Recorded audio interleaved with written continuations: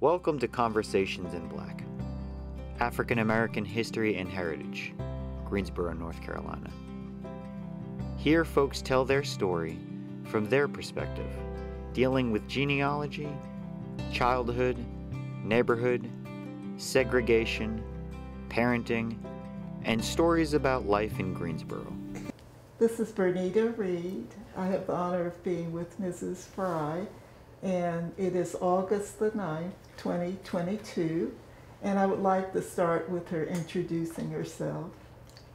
Well, I'm Shirley Frye. I am originally from a small dot in North Carolina, eastern part of the state called Fremont, North Carolina. Came to Greensboro in 1950, and this is home. Do you have a middle name?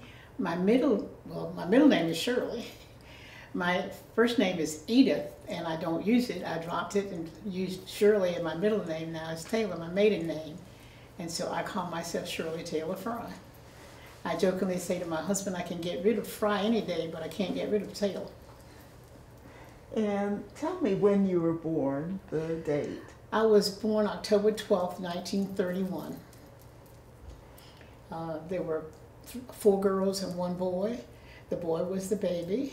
I was the middle child, and my job on the farm was milking the cow. I awakened every morning on 4 o'clock and went to milk Bessie the cow, and even during school times, I would milk the cow, and then I would go to school and sniff to see if I could smell the cow's udder, because I didn't want to be smelling that way. And today I don't drink milk because psychologically I can still smell the cow's udder. And that's a unique experience to have white neighbors where you go into their homes. In the rural section, that was normal. It was not abnormal in that way. It was in the urban areas where you had that. I don't eat chitlins to this day, because my mother would take the chitlins, and that's what we would help with, and you'd have to pick them apart and clean them. And I feel personally that chitlins are never clean, and so to this day I don't eat them. I don't bring them in my house because I don't like the smell. And during that day, what I did with my mother would take the small intestine and braid them and cook them in a big pot outside, and I would go with my father to Goldsboro and sell them door to door. And during that period of time, Daddy sold the chitlins for $3 a pound during that period. And that was 1945, 46, 47, 48, that kind of thing. I can imagine the smell that followed you as you were taking those door to door. But Mother never cooked them inside, and we didn't eat them, but she would sell them. And as far as the rest of the town, what was the makeup of whites and blacks, and was that segregated? I'm sure it was, but see, we lived in a rural section. I always say we lived on the outskirts of Fremont, and we probably, our next door neighbor was probably about half a mile, maybe not that far from it, because land and property separated us to that extent. Did you ever hear of any racial incidences? We were protected. That's what I'm saying, very, very much so. At one point, I can remember very clearly, I was married at the time and came back home, was visiting my parents, and I ran a stop sign. And a police officer stopped me, and my mother was frightened to death with police officers. And I remember her saying, "Oh, police, this is Ebenezer Taylor's daughter. She didn't see that sign. Please let her go." So I don't know what that meant. It may be that I don't choose to remember whether there was segregation or not, but I can remember us being protected, and because we shopped in Goldsboro, because we were 12 miles from Goldsboro. We did not shop in Greensboro, and we were not members of a church in Fremont. We were members of a church that was about 10 or 12 miles away. What was the name of the church? Mount Pleasant Baptist Church. And the minister was Reverend W.C. Cotton from Rocky Mount. And that's where I got the opportunity to do a lot of speaking, a lot of participating in plays and that kind of thing. Mrs. Lee one day said to me, "Shirley, why are you going to North Carolina College for Negroes? Why don't you go to A&T?" She said, "It's larger and you'll have more competition and you could stay here with me." And I said, "Well, let me check with my parents." So I checked with Dad and Mom, and they said it was okay with them. And so I registered, I applied to A&T, was accepted, and the rest is history. And I'm glad she did, because that's where I met my husband, and I got a good, sound education, and would have the opportunity of majoring in elementary education in English.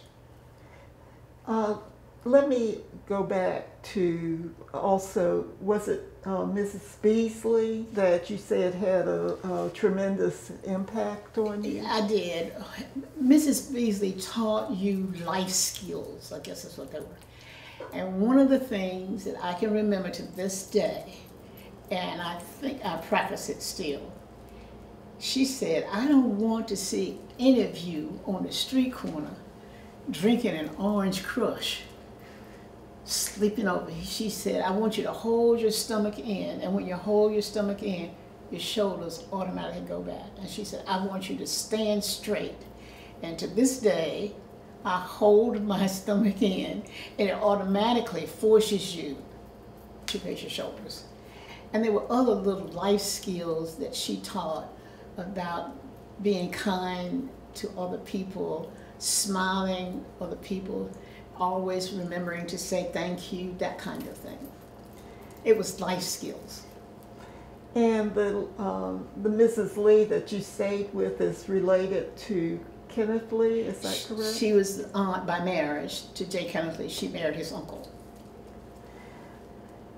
Now, I want to also just see if there's anything in your high school and your elementary school, any experience, anything with a friend, any story that you want to preserve that something happened to you in those early classes.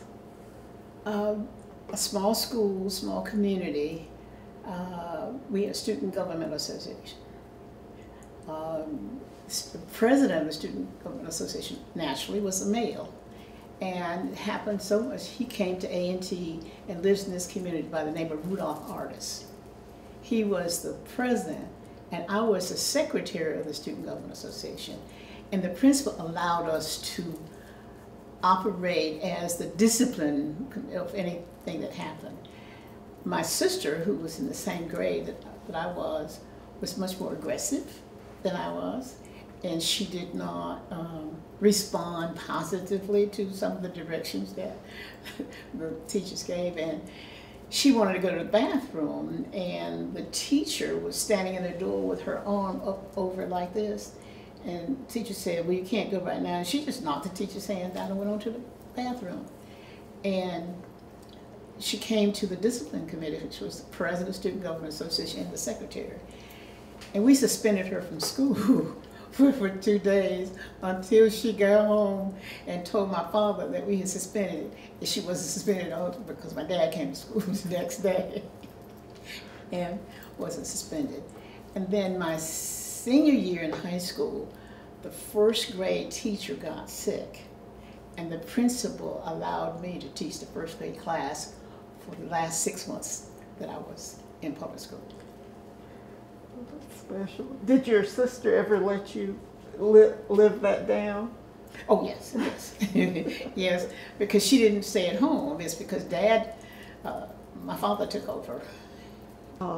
Well, is there anything about waitressing, anything about that experience that you want to talk about first? Other than I got the opportunity, well, it was at a barbecue restaurant, and the owner gave me the private dining room. And it was on Burlington Road, and I understand that there is a barbecue restaurant in that building to this day. But one of the more interesting things had to do, I think, with morality, where, well, let me go back before I do that. The restaurant was owned by an African American, but blacks could not come in and eat. They still had to come in the back door because he said that's where he made his money. And the private dining room was for Caucasian as well. And that was one of the things that always puzzled and hurt me. But if you looked at the owners, you couldn't tell that they were African Americans. So on the weekends, men would come in with different people that were not their spouses. And the only way you could tell that it was not their spouses was the tip that I got. And if I got a tip that was $5, $10 or something like that, you knew immediately that wasn't their spouse. That's the morality part of it. And it taught me that I was never going to allow that kind of thing to happen to me. Is that the same Scott's that has the Scott's barbecue sauce that's Yes, sold in the stores? That's correct. But here in Greensboro, they named the restaurant was called Martell's Barbecue. But in Goldsboro, it was Scott's Barbecue, and that's where I worked, most of the year. Where is that barbecue place? On you said it's on Old Burlington Road. It was Martell's here in Greensboro. I was just trying to pinpoint it with a cross street, or is it near where Old Burlington Road enters Bessemer, or is it? It was a little further down. That used to be, there was a county building on the left where the polio hospital used to be. Yes. It was down a little beyond that. Okay. I knew I had not seen a football game and went to the football game. I went alone, and I had a Mrs. Rivers, who was a math teacher. That was one of them who helped me to understand football. And I was determined that I was going to do well, and I walked from 1016 South Benbow Road to A&T, which was on Market Street, almost every day, and until I had a class, a botany class, and that class was taught by a person by the name of J.W.R. Grandy, and he lived on the street behind me. I think it was Bragg Street or some street behind me. And I was in his class, and he said, "Miss Taylor, I notice I see you walking to class every day." He said, "I think I live behind you." And he said, "If you'd like, you can ride to school with me." And so I checked with Mrs. Lee to see if that was okay. And she checked his history. And he lived behind me, and my room was on the back side of the house, so I could hear him when he closed his car door, and so I could come downstairs and be standing outside when he came. And at that time he said to me, "Miss Taylor, I'm a divorcee, and I'm going to get married again." And he said, when I get married and have a child, and it's a girl, I'm going to name her Shirley, because I want her to be just like you. And that was the best medicine that I could ever get. What else do you remember about Mr. Grandy? I remember him well too. He taught so you could understand it, and he also did a lot of landscaping all throughout Greensboro. And during the holidays, Christmas holiday especially, he would decorate doors for almost everybody that worked at A&T. And you could drive down the street and different streets and you say, Mr. Grandy did that door, Mr. Grandy did that door. He was a great professor. Well, I had excellent professors. One was Mrs. Bradley, Pearl Bradley. When I went to A&T my freshman year, I joined the debating team, and she was the advisor. And that's when I first saw this guy, Henry Frye. He was a sophomore at that time, and we always had a freshman-sophomore debate. And we had that one year, and I've forgotten what we were arguing about at that time, but I do remember they selected the best speaker.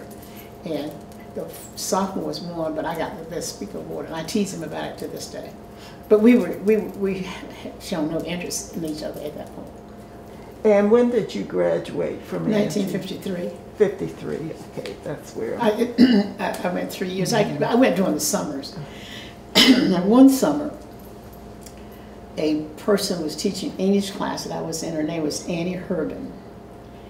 And Dr. Gibbs, who was the dean of the School of Education, came to her class and knocked on the door and came in. And she said, Miss Taylor, Dr. Gibbs want to talk to you. I was frightened to no end, saying, what in the world does he want with me? And Dr. Gibbs, I went outside, Dr. Gibbs said, I want you to edit the register this summer. And I had not participated in the register. That was my first year, my freshman year. But I said, if he has enough confidence in me to think that I can edit or be the editor of the summer newspaper, I'll do it. It's a great experience. And my cooperating teacher in my senior year was Dr. L.C. Dowdy. And I did my practice teaching at Washington School, the school in which Mrs. Lee worked. And you couldn't tell me I had not done a good job teaching the groups of children that I had when Dr. Dowdy came in to see it. And I mean, I could pat myself on the back. And when he got ready to evaluate me before that, he looked at me and he said, Miss Taylor, you did an excellent job. He said, well, there was one little boy that you did not call on. And he said, you need to call on everybody in the class so they can feel a part of. I've taken that throughout my life for everything that I do. If I'm participating in a group, when I'm talking, I always try to look at each person to know that, make them feel included. But that was one of the best lessons because you couldn't tell me I hadn't done a good job. Not really, no. We had an economic geography class together with Dr. Clark. And Henry asked me one day if I would like to go with him to his campus sweetheart party. And I told him I'd let him know the next day. But the next day, this was on a Monday, and we had class Monday, Wednesday, and Friday, that class, and he didn't come to class on that Wednesday, and he didn't come to class on that Friday. So I couldn't tell him, because I really wanted to go, but I had to do some research on him because I didn't know who it was, because I never say yes to a guy that asked me for a date until I did some research on him. And so that Friday, I was sitting next to a classmate who knew Henry, and I shared with him my dilemma. And he said, well, he lives down the hall from me. Why don't you write him a note and I'll pin it on his door? And that's what he did. And on that Friday night, Henry called and said that he had a cold and he did not want to give the cold to someone else, and that's why he hadn't been to class. But he thanked me for accepting his invitation and told me he would pick me up on that Saturday. And the rest is history. That date was October 11, 1952. And the reason I can remember it is because it's the day before my birthday. And how did you do the research on him? I asked people if they knew him, and Dr. Rice, who taught French. He was in his class, and I knew Dr. Rice personally because of Mrs. Lee. And I asked Dr. Rice about him, and he said he was a pretty good guy. And I asked several other people who knew him. Anything else that stands out from that time? Anything else you want to talk about with your future husband? Well, one thing that that was very interesting. Every girl at A&T wanted to go to the ROTC ball, and Henry was in that first Air Force ROTC class. And I had not gotten an invitation to the ROTC ball. And I asked a good friend of mine, who's also a friend of his, David McElveen, if the invitations were out. And he said yes. And he said, Henry hasn't said anything to you? I said, no. He said, well, I'll check with him.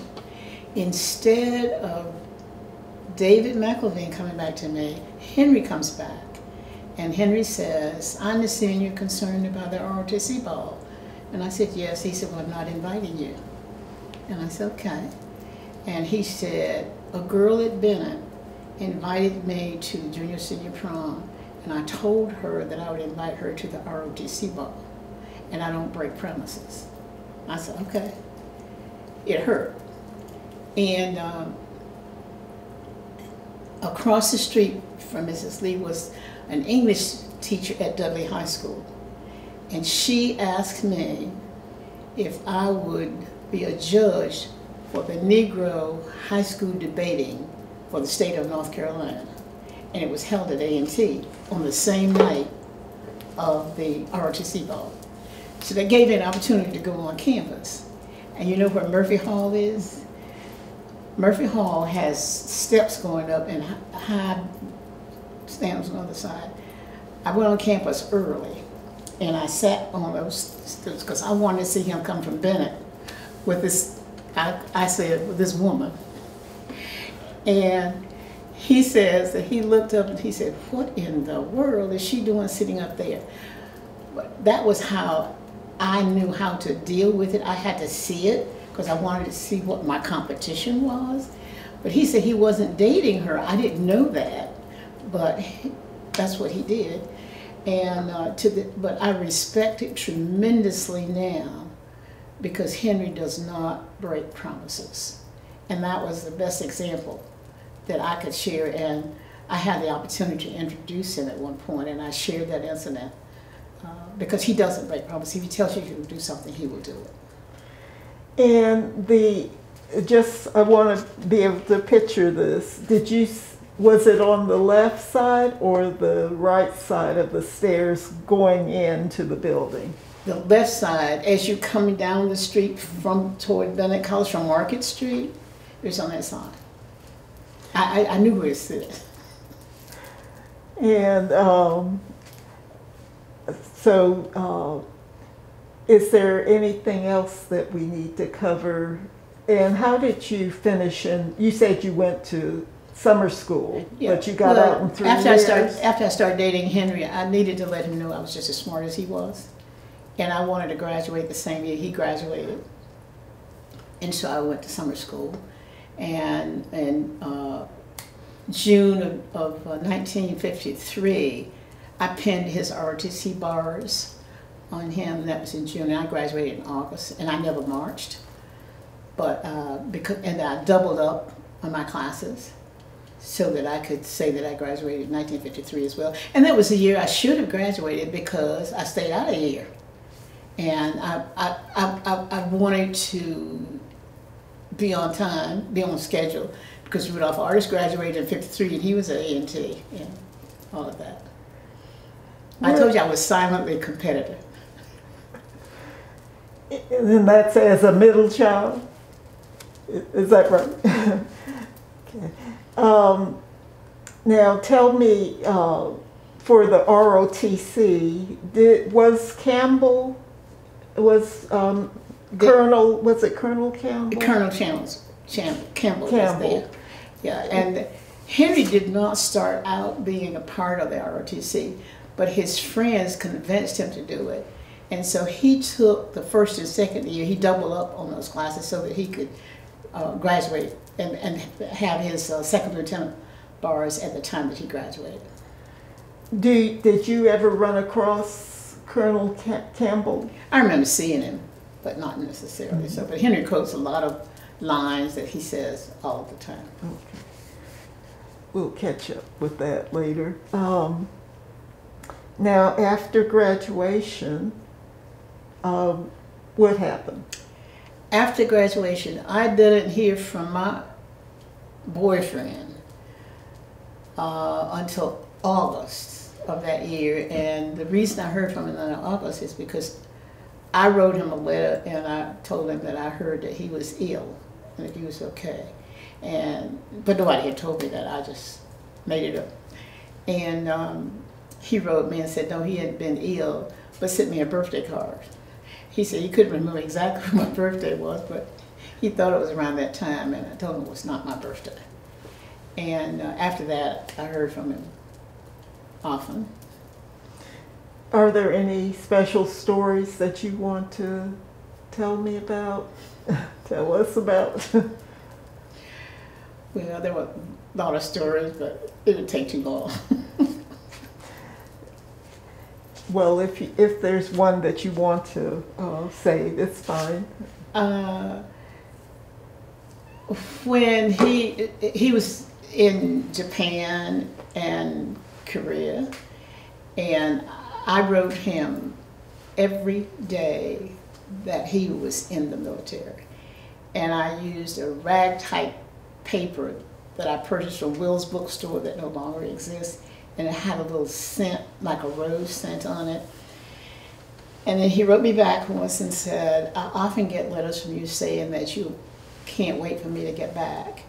And he said, may I suggest to you not to wait for me, because I don't want any special attachment when I come back.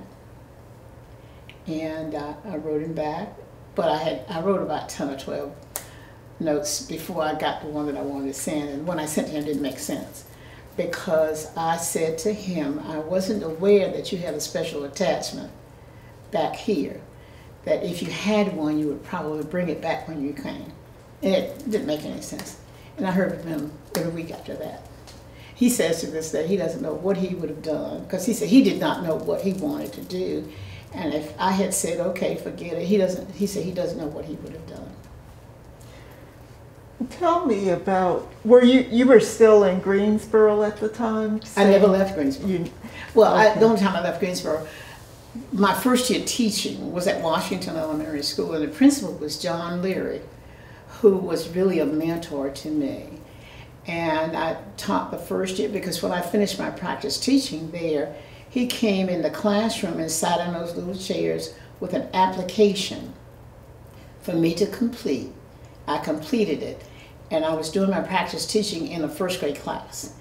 And I had that first grade class for my second grade class when I came to work there. And they were brilliant. And at the end of the academic year, I went to him and told him I did not enjoy my work. And he said, why? And I said, because I wasn't able to use my creative juices, is what I called it. And then he said, well, maybe, have you ever heard of exceptional children? And I said, yes. And he said, well, maybe that's what you ought to look at.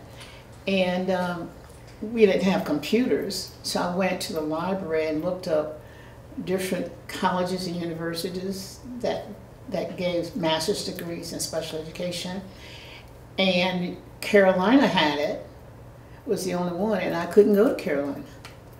But they would pay for you to go someplace else. Why couldn't you go to Carolina? Huh? Why couldn't you go to Because I was African American. Okay? That was in 1957. No, well, not 1955. And during the year you were Teaching at Washington Elementary School to retarded children. And I'd never used a textbook when I was there. I used Sears Roebuck catalog, the newspaper, and driver's license manual. Because if children enjoy certain things, they will learn to read at the same time learning how to do other things. Tell me some of the techniques you use to employ the catalogs and the manuals. I'd get a Sears Roebuck catalog, especially the Christmas catalog, and the children would select what they wanted for Christmas. They had to learn to read what that was, and they had to figure out how much it would cost in that way. And then I made banks for the children out of mason jars where you put a hole in that one, and then when they got a certain amount of money, we went to the bank and deposited that in the bank. And then I had some children who didn't know how, wanted to learn to drive, and they were too young to drive, but they wanted to be able to learn. And we took the driver's license manual, those who were a little bit more advanced, and did it in that way. I'm going to go back again and just wanting to look at some of the segregation at the time for A&T and the other part of Greensboro, the downtown area. Are there things that happened, things that you recall that you want to tell about? As a student, I called our generation, who were in college, a silent generation. We accepted it as it was, and we did not challenge things at the time. Anyway, the only thing we challenged was what was happening on A&T's campus. That's what we challenged. And then, I was in Greensboro in 1960. I was pregnant with our second child. And I never marched, but I did behind the scene work because I typed, I addressed envelopes and that kind of thing. And then I say I never marched. I did one time, and let me share that with you. We had a meeting at what they call Big Zion. Do you remember that? Trinity AME Zion Church was on Washington Street. And they called it Big Zion. And I've forgotten, James Farmer was supposed to speak. And something, his travel or something got mixed up. And the students had already been marching. Remember the principal at Bluford School, Pauline Foster? And Pauline Foster had a kind of soft, sparky voice, and she was saying that people were saying, nobody spoke but different people speaking, and Pauline Foster said the news media was saying that the older African Americans, black folk, were not supportive of what the A&T 4 had done. And she said, we need to prove to them that we're with them. That night, they left Trinity and marched downtown to the courthouse. At that time, my husband was assistant U.S. attorney. And we had to make a decision as to whether we were going to walk, because if they were charged with anything, who was going to be prosecuting them? The U.S. Attorney's Office here. So what we did, we got in the middle of a lot of people, and no one said a word, but you could hear footsteps. I've never been so frightened in all the days of my life. But we marched downtown, and no one said a word going or coming, and came back after that.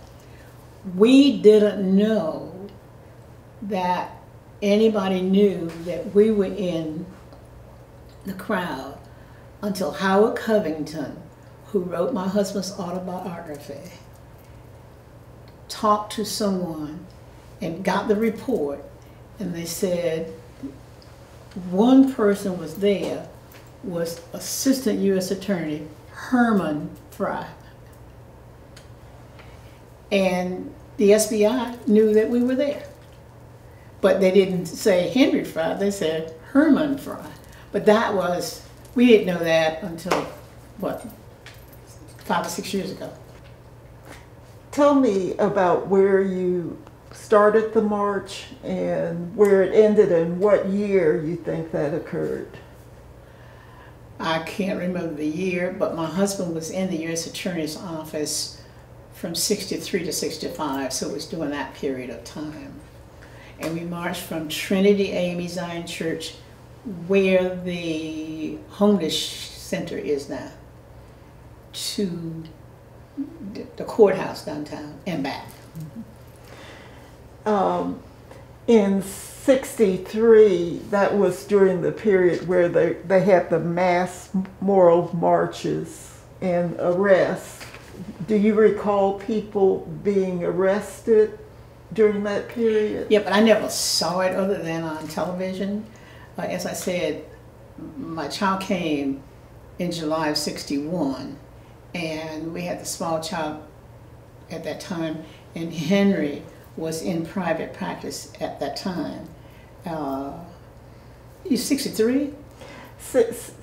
You said that. Yeah, because he was in the U.S. Attorney's Office, and he couldn't participate in those kinds of things. So, and as far as before this period, going downtown to the stores, did you ever go to Woolworth? Did you ever experience getting a hot dog and not being able to sit down? No, I didn't eat that kind of food, and I never attempted to buy any food at that time. But I went to Woolworths, you know, and Rose's, because one of the things is not, the story is not told.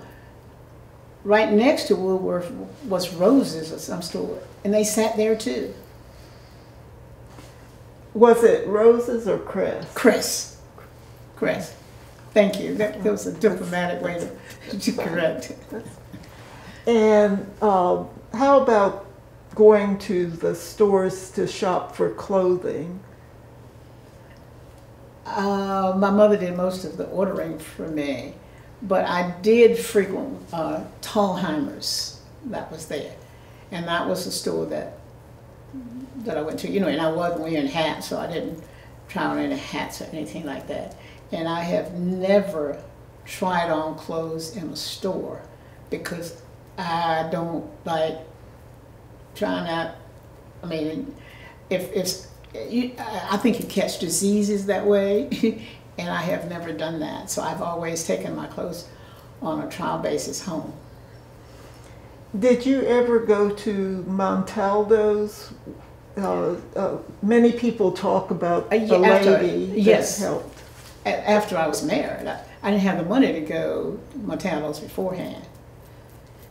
So I can remember going to Montaldo's. This was much later. This was 1984.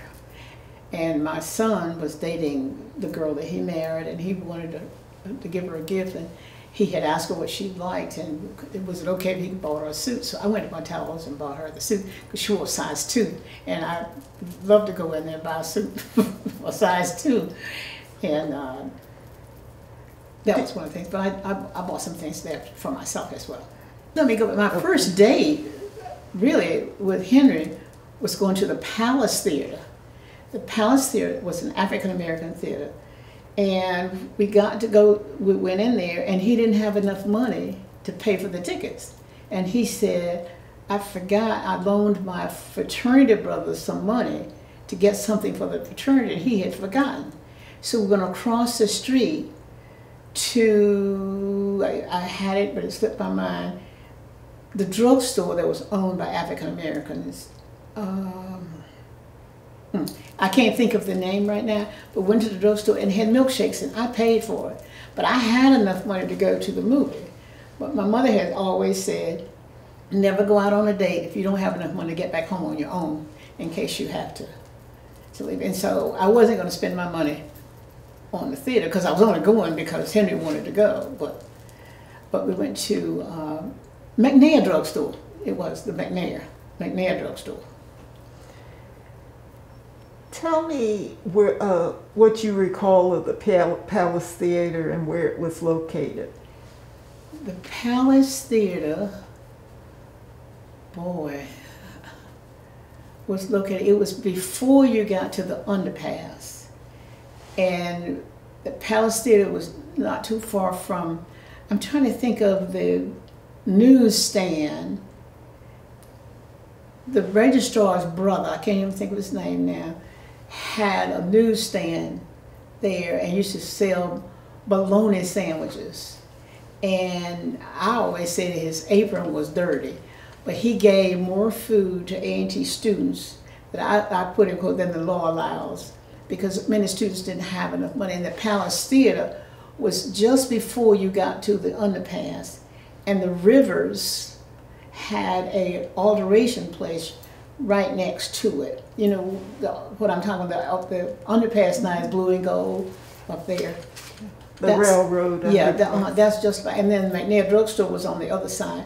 Where the post office is now, they were all black businesses all along that way. And you had Vines Cleaners, you had lots of businesses there. In redevelopment, they are gone. I do want to get a picture of that area on Market Street that was taken out by urban renewal. Or you haven't seen a picture of that? I've seen a few. Louis Brandon has all of those. And I think there's a picture in the book that Howard Covington did with my husband's autobiography. I mean, not autobiography, his biography. I think there's one there. I'm not sure. And I was told also, well, was the Palace Theater sort of where Bennett Street and No, Market? it was down further. It was down a little further from Bennett Street. It was closer to the underpass? Nearest the underpass, as I remember. All of those roads were rerouted, so it's hard to picture where things were. Do you remember the Barnes building? Wasn't it? Barnes building? The dentist? Dentist building? Yes, I got some of the teeth from there. From Milton, his nephew, practiced with him for a while, Dr. Barnes. Tell me about the Barneses at that time and that community of, well, they were, I've been told they were sort of prominent and leaders in the community. What do you recall of the Barneses? Dr. Barnes, B.W. Barnes, started the A&T Alumni Association as well. And when my husband decided to run for the legislature, Dr. Barnes said to him, "Son, if you run, I'll raise the money for you." That's the kind of person that he was. And Henry ran in 1966 and lost. For example, there were 6 and he was number 7. And so then he ran again in 68 and he was number 2 out of the 7, out of the 7. And Dr. Barnes was very prominent in the fundraising during that period of time. And he was also my dentist at that time. And I knew him, I went there because of Mrs. Lee. And then Henry started going to him. But Dr. Barnes was very active in the community. Dr. Barnes, Dr. Evans, and Mr. Chavis as well. What do you recall of Dr. Evans? And Dr. Evans delivered both of our children at El Richardson Hospital. He also was on the school board. And I started teaching retarded children, and they were going to organize the Association of Retarded Children, and it was going to be done in Eastern North Carolina, and I've forgotten the place where we were, but Dr. Barnes, Dr. Evans, Mrs. Evans, Mr. Leary's wife, Fannie Leary, and I drove down and went to the meeting, and we got ready to go to lunch. And I don't even remember the place right now, but as we were going in, they said, "Well, I'm sorry, blacks are not allowed in this cafeteria." And Dr. Evans says, "Oh, yes, they are." And if you knew Dr. Evans, that was the way he talked. And then finally the gentleman said, "Oh, I'm sorry, you all are Indians, aren't you?" And Dr. Evans said, "No, we're not Indians, but we're going to eat." And we went in and sat down and ate. What city was that in? Greenville, North Carolina. It was at ECU, I think it was. But this was, I've forgotten where it was, but you know, I said to myself, Dr. Evans and Mrs. Evans and Mrs. Leary could pass for Indians, but I couldn't. You know, and he said, "Oh, you all are Indians." And Dr. Evans said, "No, we're not Indians, but we're going to eat." And there was no retaliation or anything. We went on and we ate in a cafeteria at that. Any other stories, any other reflections on the medical community and Dr. Evans or Dr. Barnes? Dr. Blunt was very, very active in the community. And, you know, as they say, the slogan that A&T uses, Aggies do, but most of them were alumni from A&T that was participating. Dr. Blunt was very active. Dr. Evans, Mr. Chavis, Mr. Tillman was the principal of Lincoln, but he was a very quiet kind of person.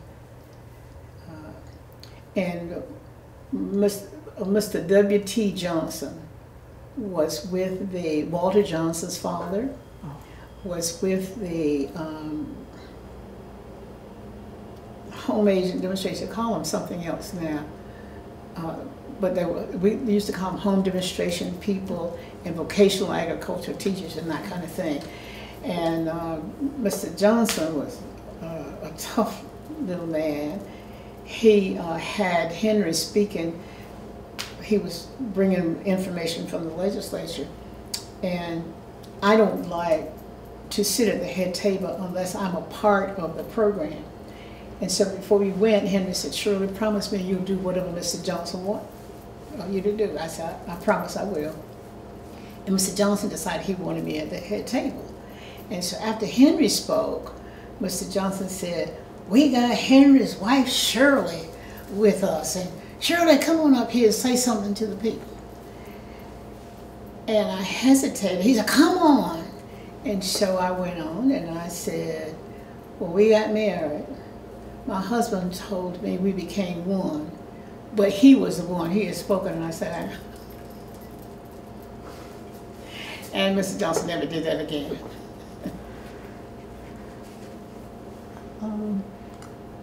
Now, I think about old L. Richardson Hospital and just wanting to recall something about it and how it was our hospital.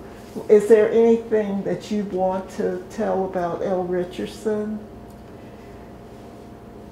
In 1986, I guess it was, 86, we awakened.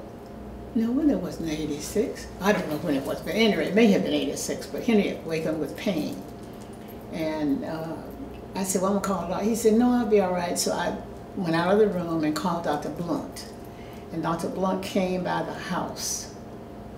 And he touched Henry somewhere, and Henry almost jumped out of bed. He was about to have a ruptured appendix. And Dr. Blunt said, "I need to get him to hospital right away." Because, you know, they were friends. And so I took Henry to the hospital. And they didn't have room in a regular room. So they put Henry in the room with OBGYN. And I said, "I don't want my husband in that room." Dr. Blunt, "If you don't get out of the way, we'll put you in there." Anyway, he had the surgery. I often think about that kind of thing. Well, they didn't have room enough, but, and, you know, and eventually Dr. Blunt became the first doctor to be able to practice that cone.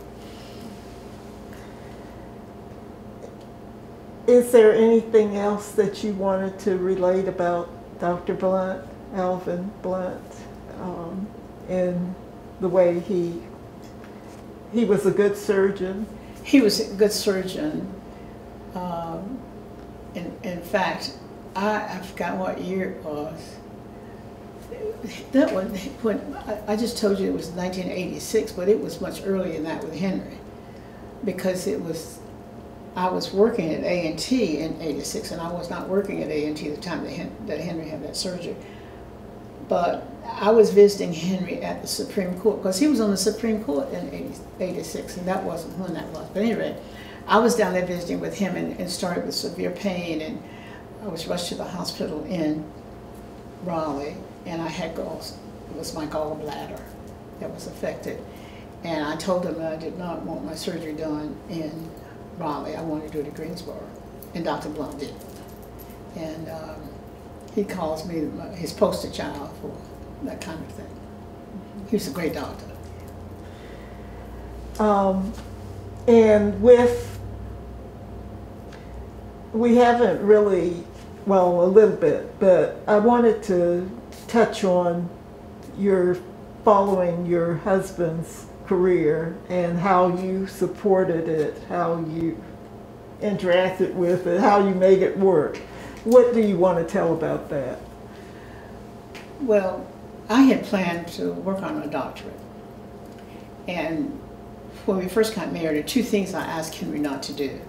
And that was take me to Ellerbe to live, that was his hometown, and get involved in politics. And he asked me the question, why didn't I want him to get involved in politics? And I said, I don't know whether I could tolerate the criticisms that you would get. And his comment to me was, well, what you need to do is do what you think is right. Because if you do something, people are going to criticize you. And if you don't do anything, they're going to criticize you. He said, what you need to do is get a thick skin. And I said, okay. Well, I didn't go to Ellerbe to live. And I decided that I was going to support Henry in whatever he chose to do, because he was a great husband and a great father. And so I said, I can find something for gratification, even if he gets involved in politics. So he had campaign management. I really was the campaign manager for most of his campaigns. And by this time, our sons were 6 and 8. And I often say somebody had to take care of his children. So when he went to the legislature in 1969, he was elected in '68. He left on Mondays and came back on Fridays. And when he came back on Friday, it was family time. I'm an expert at ping pong. That's what we did most of the time. And we didn't let the boys win. If they won, they did it because they knew how to do it. On Saturdays was my time with him. And then he was practicing law at the same time. And on Sunday was also family time, with the church and family time. And after church, we always went out to dinner or lunch afterwards. And we could either go to International House of Pancakes or Holiday Inn or Holiday North. Now, how could we go to Holiday Inn and Holiday North? Because the John R. Taylors owned both of them. And the John R. Taylors always had, you could always go there. They never had any segregation at Holiday Inn and Holiday North. And during that period of time, we would ask the boys what happened during that week, what was it that we did that upset them anyway. And there were two items. They were a long ways apart, but I often think of it. Our younger son said to his dad, I wish you wouldn't laugh at me when I ask you a question. He was the one who would ask tough questions. And Henry had a mannerism that said, because he was trying to get his thoughts together. And he explained that to Harlan as to why he did it. And Henry doesn't do it anymore, because we often think about, suppose he had grown up thinking he couldn't ask his dad a question unless his dad laughed at him. But that was a mannerism that Henry had. And then for me, they said they wish I wouldn't go crazy when they didn't get up and do something I asked them to do. And I said, well, when you ask me to do something, I can't do it right then. What do I say? You said, wait a minute. I said, but you don't say anything. And that's why I say, do it then. I mean, it was one of those things that we had an opportunity to explain our behavior to them so that they would understand it. And we never discussed race with them. Because when they started to school, we decided that we would place them in a predominantly white school, because if they were going to have issues, we wanted to do it when we could help them understand. So they started Brooks School, and Henry Jr. was the only African American at Brooks School.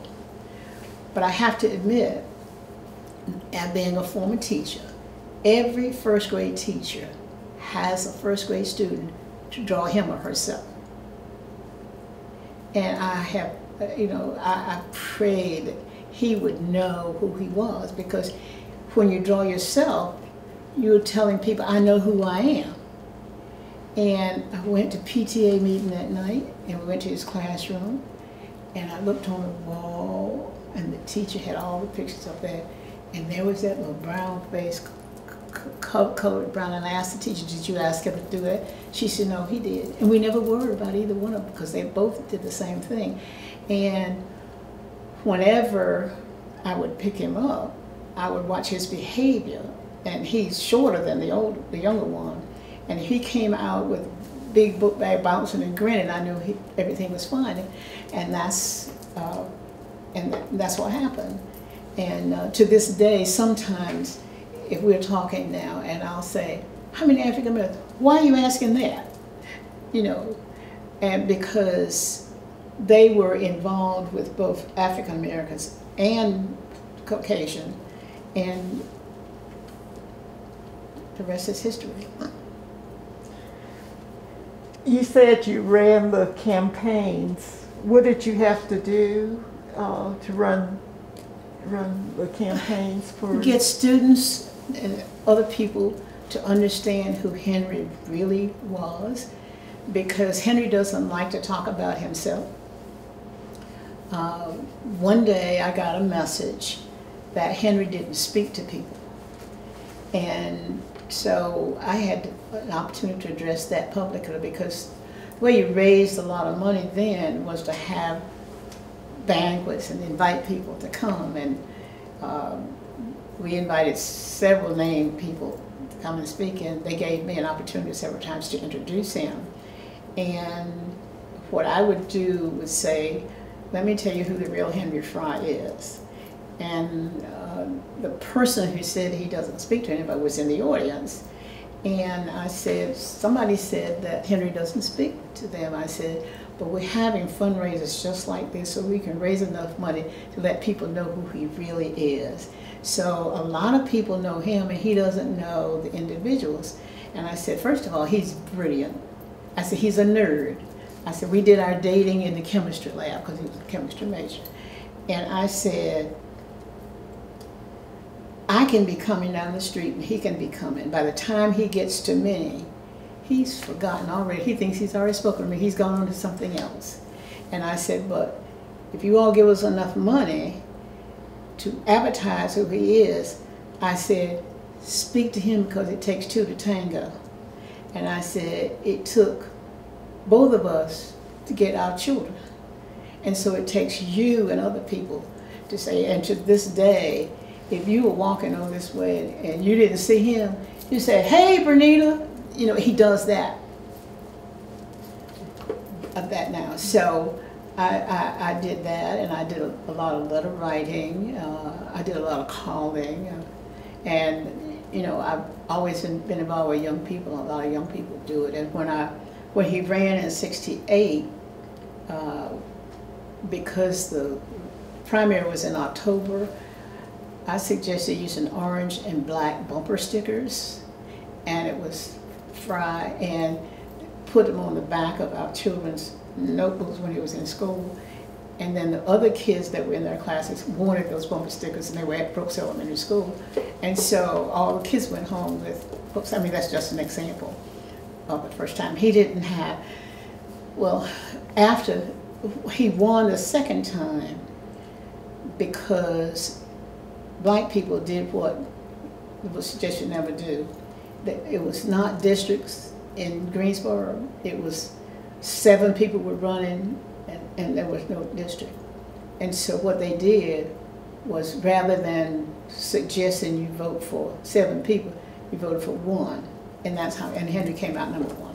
Was that with the Simpkins PAC? It wasn't called the Simpkins PAC now. It was called the Greensboro Citizens Association PAC, and there was a professor from Bennett that was the chair of the thing. And Henry was a former chair of the Greensboro community. I mean, the Greensboro community group, and it came out of Hayes Taylor Y, in which Dave Moorhead was the person.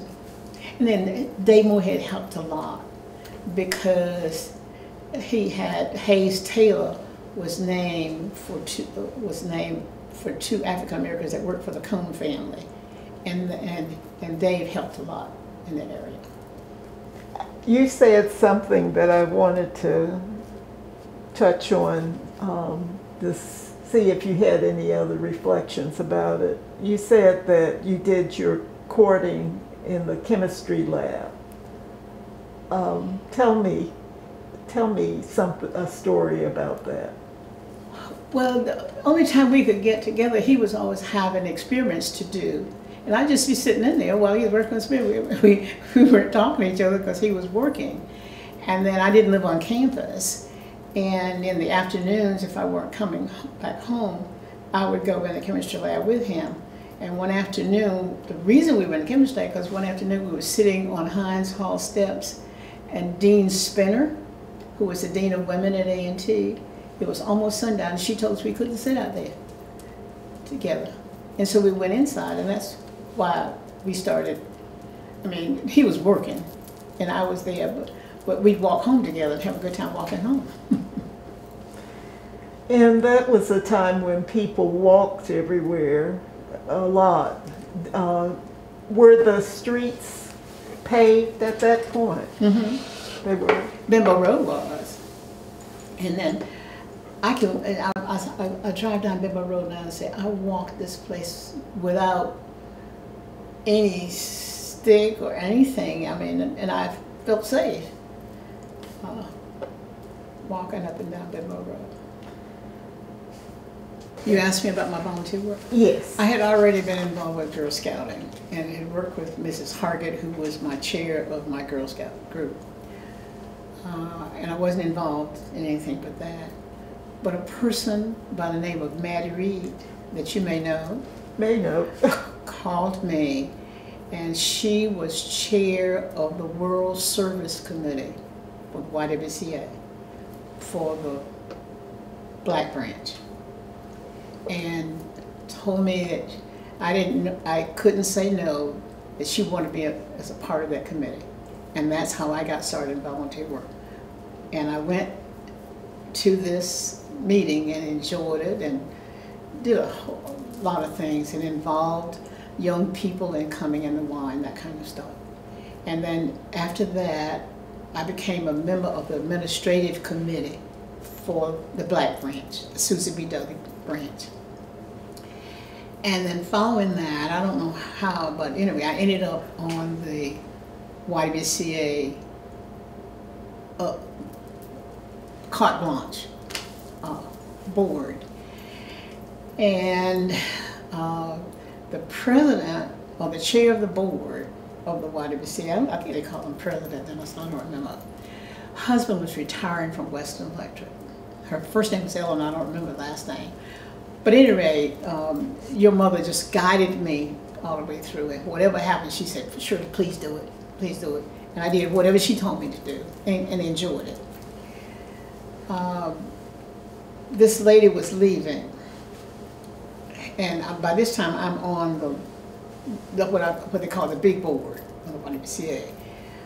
And a group of them came to my house, 5 white women came to my house and asked me if I would agree to become the president or chair, I forgot what it was called then, of the YWCA. And I said yes, but it didn't take 5 women to come down here to convince me. And so I talked to your mother, and she told me I should do it. And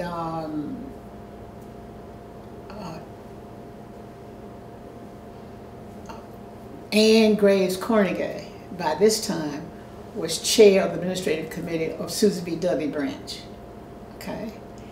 And I'm chair of the board, or president of the board of the Greensboro YWCA downtown.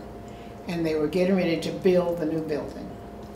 And Ann Graves and I talked, and I told her that my mother used to use, or my grandmother used to use the word, a new broom sweeps clean.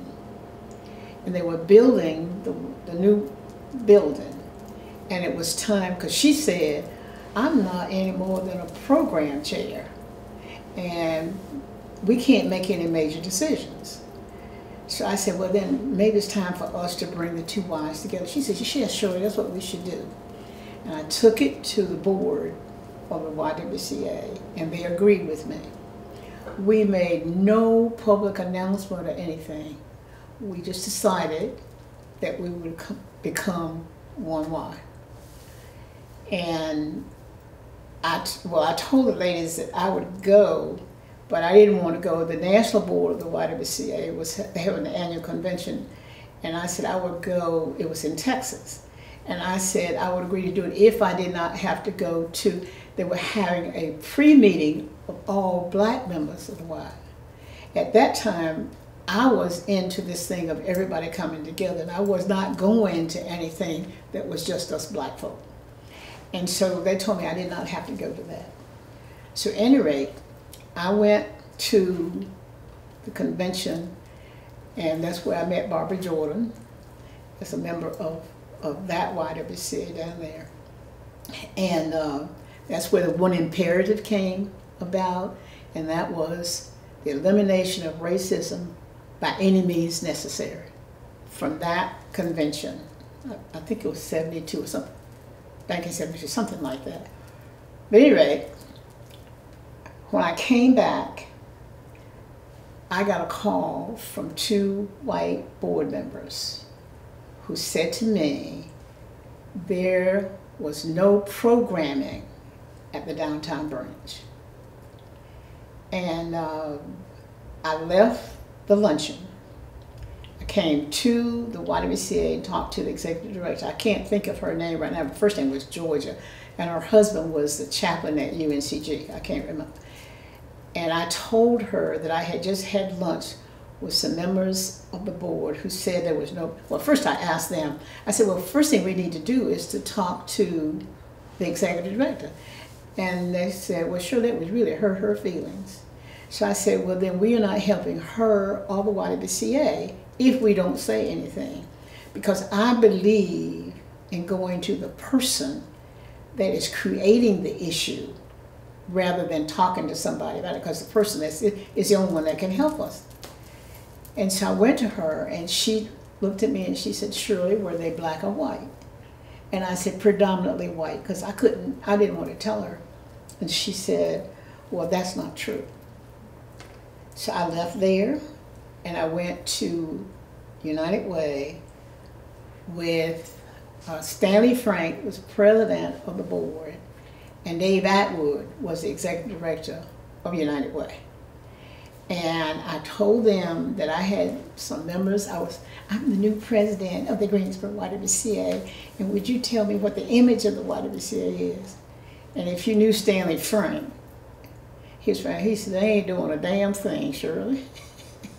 And he said, we'll get ready to withhold our funds, because the executive director had spent money on the new building that had not gotten approval in the places that should have gotten approval. And so I went back and I told the executive director what I had gotten, and I took it to the board. And the board decided to do an evaluation. We looked at it and ended up relieving 2 members of her staff that were white. And they went to the newspaper with it. And this was 1970. And accused the new president of the YMCA by the name of Shirley Frye of being racist because I let them go. And I let them go, but you know, it was the board's decision once they had done that. And she called me and asked me some questions, and I told her I could not discuss it because it was a personnel issue. And this was 1970, and Henry was elected in 1968, and he had just completed 1 term in the legislature. And she commented to me that she voted for Henry the first term, but she would have to reconsider for next. And I lost it.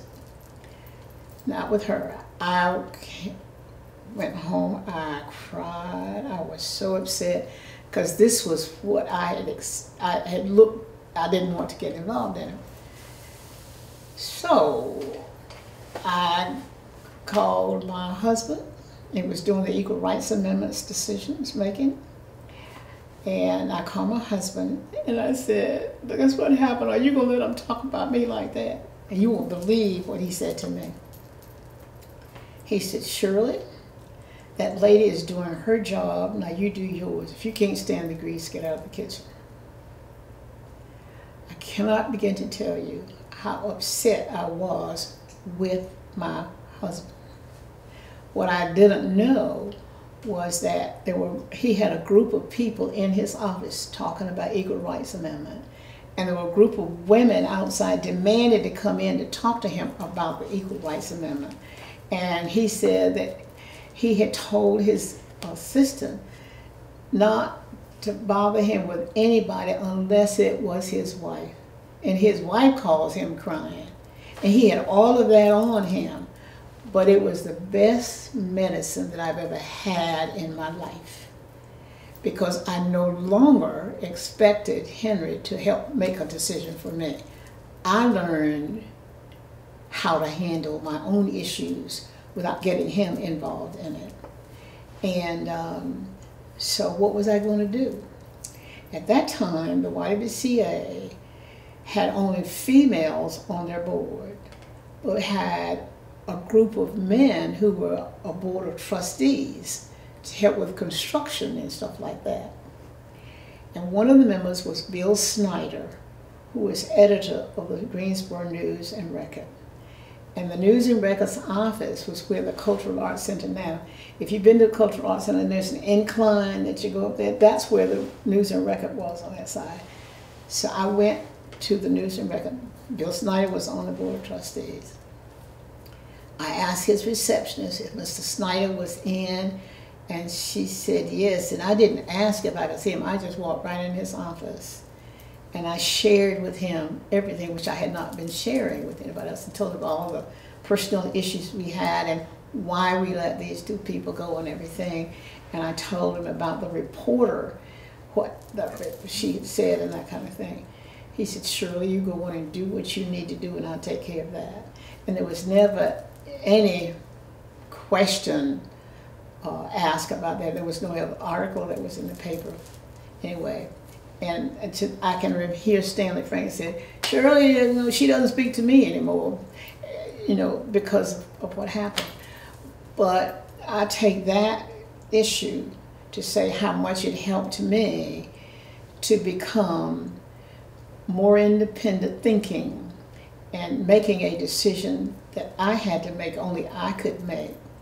So we went through a real turmoil. Then we went to Caesar Cone and asked him for $50,000 to help with the new Y by putting in a swimming pool. And he said, well, what the YWYM ought to do is to merge. And Bessie Taylor was with me, John R. Taylor had the construction company. And Bessie said, who knew him well, she said, "Caesar, if you didn't have so much money, you wouldn't be talking like that." So Mr. Coon gave us the $50,000, but told us didn't put his name into it. And so we went through a transition during that period of time, and there were very complex issues. And we got a lot of help from the National Board of the YWCA. Dorothy Height was a part of that and helped us move on.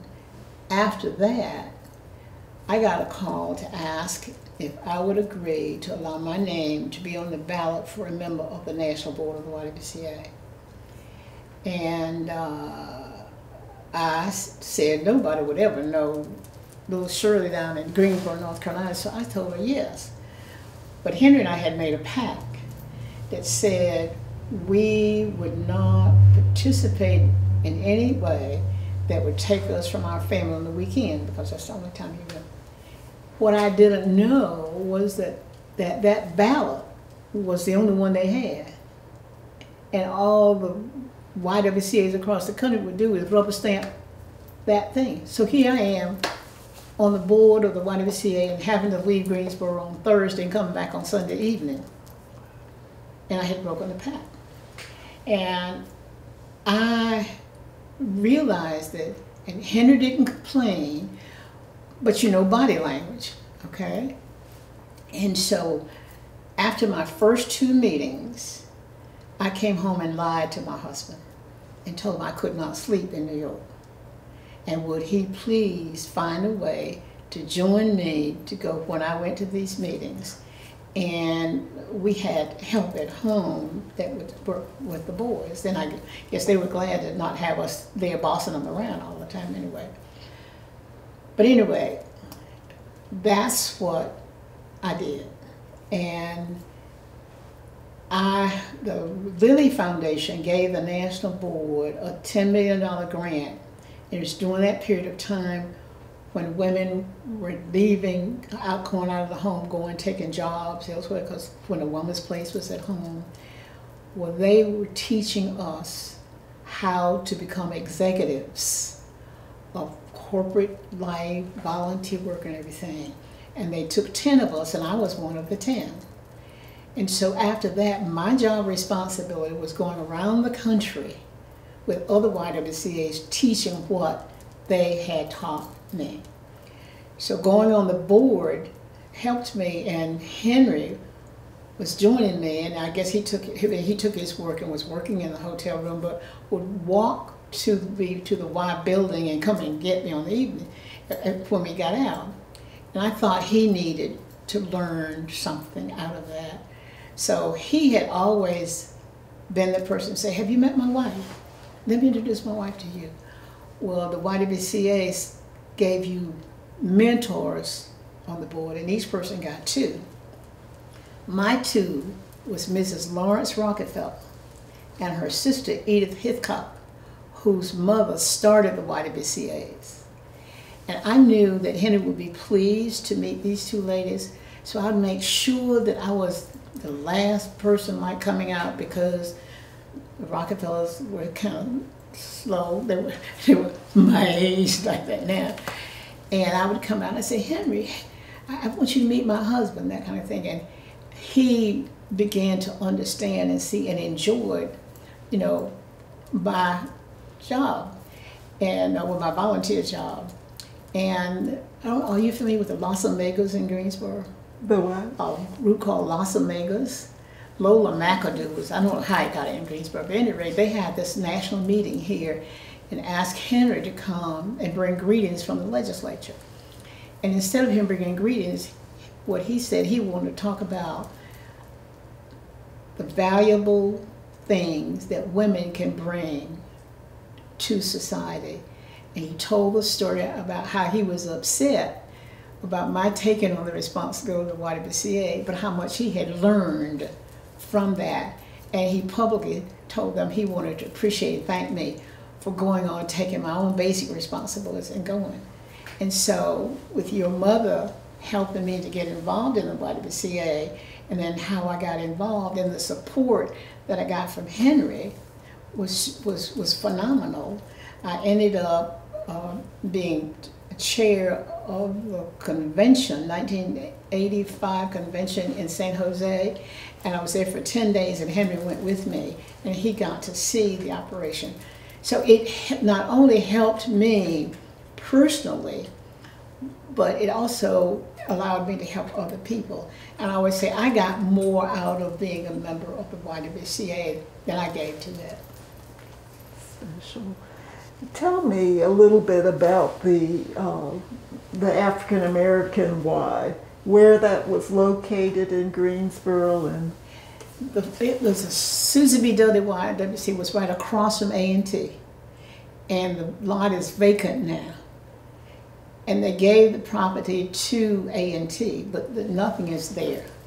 And then it moved to the corner of, I don't know the name of that street now, Pearson Street, and the building is up there now. If you go to Magnolia House, it's right across the street from there. I think it now belongs to Mount Zion Baptist Church. They were getting it there for some boys program they had there. But that building is still standing, but it left Dudley Street and came over there. what about the Y that's on the corner of, it overlooks Morrow and it overlooks Morrow and Gate City Boulevard? That's what I'm talking. That's the building. That was the building. It moved from Dudley Street there. That's the one I remember. Yeah. I remember having ballet classes in there. But one memory. But it was a special place. Yeah. Margaret Hedden. Margaret Hedden was the executive director of the YWCA at the time that we merged it with the other Y, and we kept her informed as to what we were doing.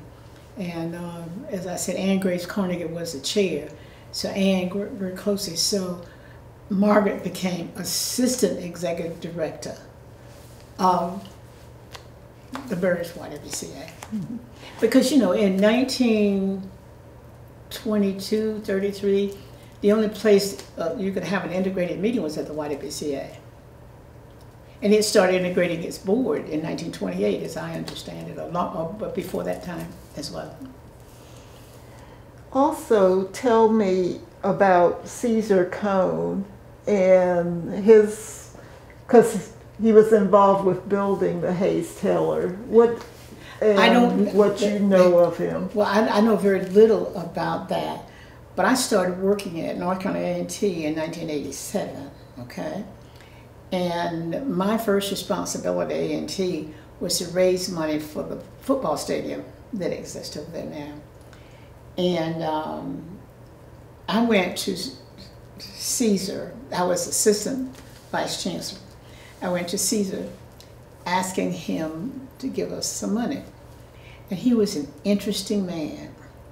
He would say, "Why do I need to give money to A&T?" I said, "Because I asked you." And then he would say, "We know a lot of people that could give money to these nonprofits around here, but what they need to do is learn how to spend their money." And he told me a story about his wife's sister's husband that died, and what she needed to do was move in with them. But my relationship with him was I gave him what he gave to me. And he would say things that was so outrageous sometimes, and I would do the same thing back to him. And I did Caesar and Joe Bryan the same way. And but Caesar, he gave me some money for A&T. But you had to understand him, because Henry went to him to ask him for a contribution for his campaign. And he told Henry that he couldn't give any money because Henry was supporting the right to work law, because North Carolina can't have unions. And Henry said, "Well, then I won't get any money from you." He said, "That's right." But he was that kind of person. He was, you know, straightforward. Have you encountered much else about the right to work laws and unionization? I don't get involved in that. Henry's field.